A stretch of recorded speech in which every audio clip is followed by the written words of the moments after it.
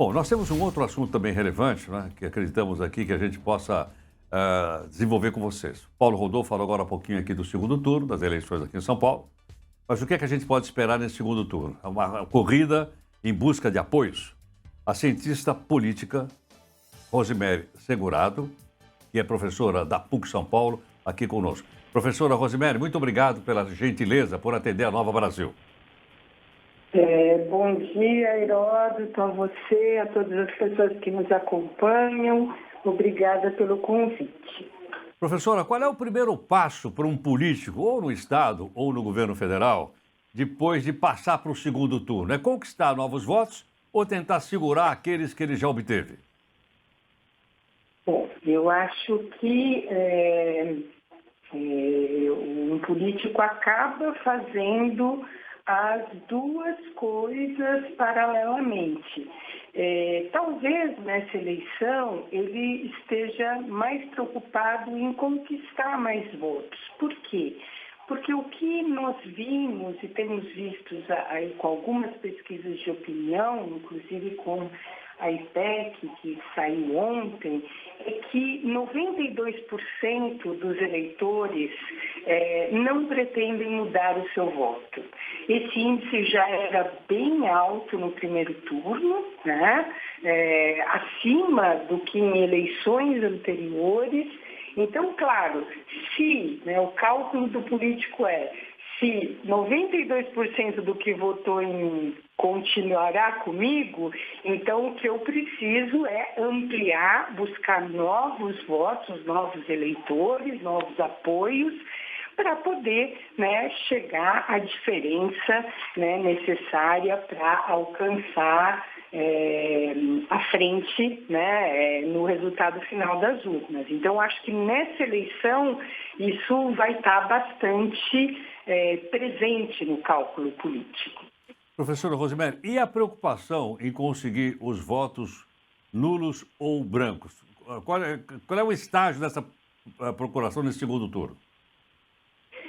Olha, eu acho que assim, nós não tivemos um alto índice de nulos e brancos, mas eu acho que é um voto que no caso das duas candidaturas à presidência, é um voto que mostra que essas pessoas não gostariam de optar, inclusive é interessante, nem pelos dois que chegaram ao segundo turno e nem por nenhum outro. Ou seja, nenhum dos postulantes representam os interesses desses eleitores, a percepção desses eleitores.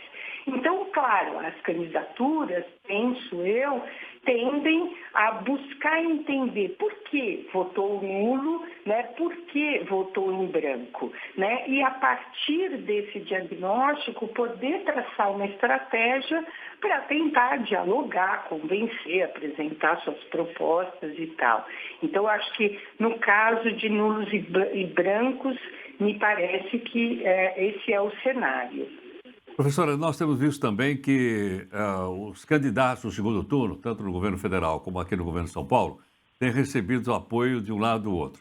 Mas quando o candidato recebe um apoio de um ex-adversário, que trocaram farpas no primeiro turno, como é que o eleitorado deixa tudo para lá, vão começar do zero, ou isso é levado em consideração na sua avaliação? Eu acho que, de certa forma, é levado, sim, em consideração para o eleitor, inclusive para o eleitor que, às vezes, tem dificuldade de entender por que aqueles que, em alguns momentos das trajetórias políticas, foram adversários e se juntam.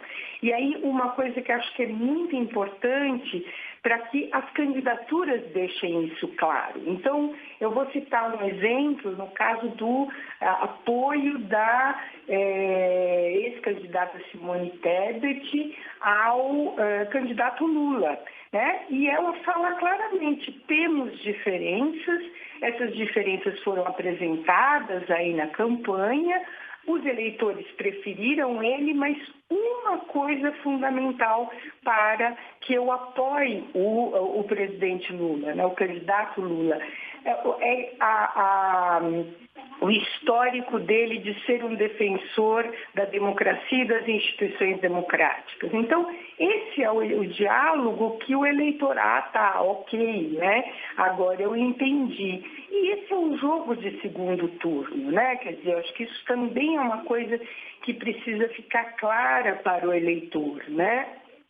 Quando se instituiu o voto do segundo turno, era para uma tentativa de ampliar a legitimidade do eleito, né, a legitimidade da representação do eleito. Quer dizer assim, né, temos vários candidatos aí na cesta eleitoral, né, segue a corrida, debates e tal, 2 apenas chegam, né, que pode não ser exatamente o que eu votei no primeiro, né, mas entre esses 2 que foram para o segundo turno, qual é a minha escolha? Então, são essas questões que talvez, né, talvez não, seguramente os candidatos precisem deixar claro por que esses apoios, né, são reconfigurados num segundo turno. Isso fica mais claro na disputa federal ou na disputa estadual? Olha, eu acho que depende, não sei se dá para fazer essa diferenciação. Claro, a gente, né, Heródoto, acho que uma coisa importante, né, uma eleição como a que nós vivemos, e isso é comum nessa, se intensificou ainda mais, a eleição federal, ela monopoliza muito o debate, né? Está todo mundo muito de olho quem vai ser o presidente, né? É comum isso nessa eleição se repetiu e acredito eu que se intensificou. E às vezes os estados, eles ficam um pouco num segundo plano, fora, né, do radar do eleitor, né?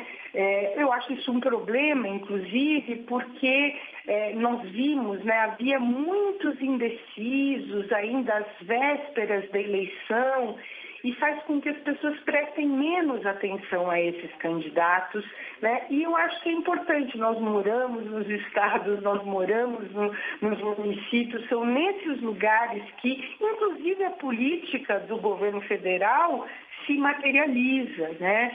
Então, eu penso que agora, no segundo turno, né, que temos vários estados que vão dar continuidade, vão ter, que não eliminaram, né, a fatura eleitoral no primeiro turno, que isso pode ganhar um pouco mais de holofote, mas certamente a eleição presidencial ainda vai, digamos, né, numa linguagem popular, roubar a cena, chamar mais a atenção dos eleitores. Professora Rosemary, muito obrigado por sua gentileza, por atender a Nova Brasil. Muito grato. Eu que agradeço. Obrigada. Bom dia, Heródoto, a você e a todos que nos acompanham. Muito obrigado. Professora Rosemary Segurado é cientista político, professora da PUC de São Paulo, participando conosco às 8h25 e tem também participação de Michele Trombelli.